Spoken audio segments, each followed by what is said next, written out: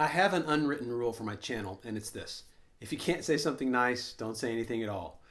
This is a no troll zone. Now, I wholeheartedly welcome criticism and opinions, but if it's not constructive, it's going to get deleted. But when it comes to the Cycliq Fly 6, I'm having a hard time following my own rules.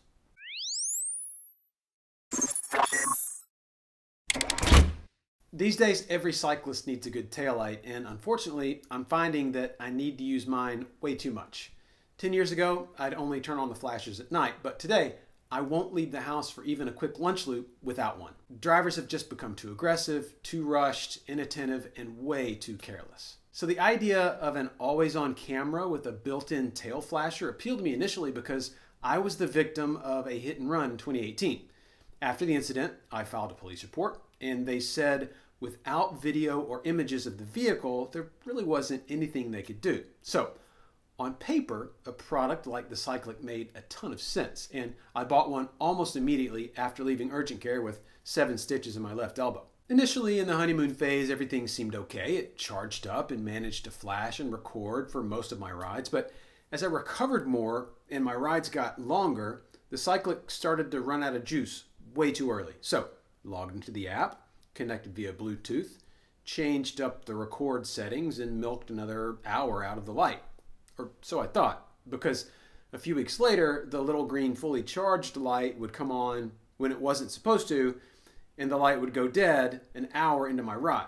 I contacted tech support, they told me to update my firmware, and the problem was fixed, so no big deal. But I'm still only getting about 3 hours out of the battery, and that's on the most conservative flash mode and lowest brightness setting.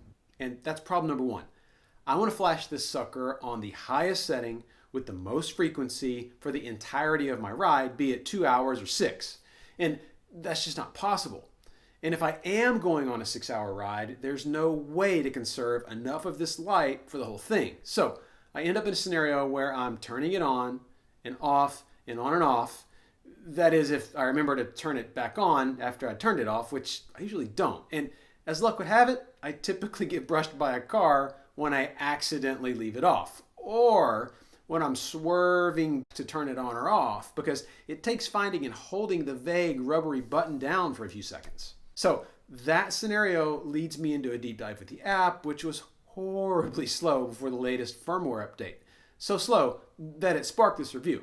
I'm happy to say, however, that it's running at a good speed now, and making changes to the settings of the light is a much quicker process than before, so that's a good thing. And the Fly 6 takes great video, but guess what? In order to get the most out of the battery, you have to go back into that app and throttle the video quality down to 720. It's still good enough to capture a license plate, but only if the car has one installed up front, and that's not a law everywhere. Compounding that problem is the pragmatic talk I had with my buddy who's a state trooper. He said, "Andy, listen, even with video footage and the license number in a hit and run, the owner of the car," get this, "the owner of the car can claim he wasn't driving it if your video footage isn't good enough." And guess what? Since I've set my Cycliq up for long battery life, well then I'm going to get at best a grainy image of the guy behind the wheel. Yeah, I can dial the video quality back up to 1080p, but even then it's a crapshoot to get a good image of the driver's face because of the distance and the resolution. So getting the most out of this thing is kind of a game of whack-a-mole, and I'm just not sure dropping over $200 on a taillight with a camera and smartphone connectivity is really worth it for me. Now, having said all that, I started this review by saying the only good criticism is constructive criticism. The problem is, everything I would suggest to improve the Cycliq would probably kill the battery life. For example, I think it needs 4K video, and I need to be able to run it for 4 to 6 hours on low flash mode, which means it's going to need a bigger battery, and that's likely going to cost more money. Which brings me to the price.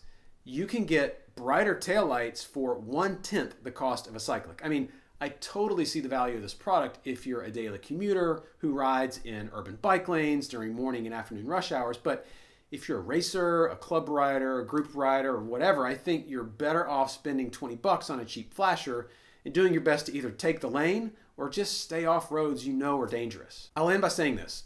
I know firsthand that designing a product is a very hard thing to do. You can't please everybody, and when it comes to engineering a complex, multi-device product that's also compact, and weatherproof. You just can't have 100% of everything you want. I know that. And honestly, I think the Cycliq is a solid execution of a brilliant idea, but unfortunately, I think the design team was hamstrung by their current battery and camera technology. If they could pull off something similar with longer battery life for under $100, they'd have a much more compelling product in my opinion. Listen, I know this wasn't my typical look for the silver lining kind of review, so feel free to roast me in the comments. But before you do that, hit the subscribe button because it really helps out my channel. Thanks again for watching, and I'll see you next time.